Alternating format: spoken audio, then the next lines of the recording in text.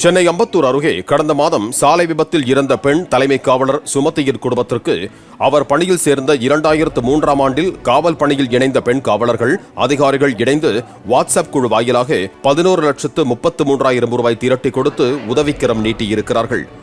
திருமுலை வாயிலில் உள்ள தனியார் மண்டபத்தில் நடந்த அஞ்சலி நிகழ்ச்சியில் பெண் காவலர்கள் பலர் கலந்து கொண்டு நிதி உதவியை வழங்கினர்.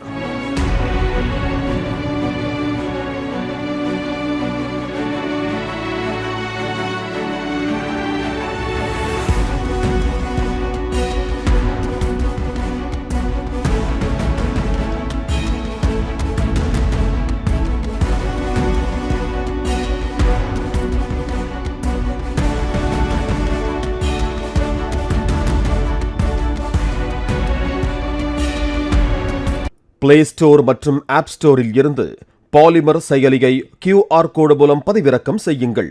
செய்திகளை உடனுக்குடன் பெறுங்கள்.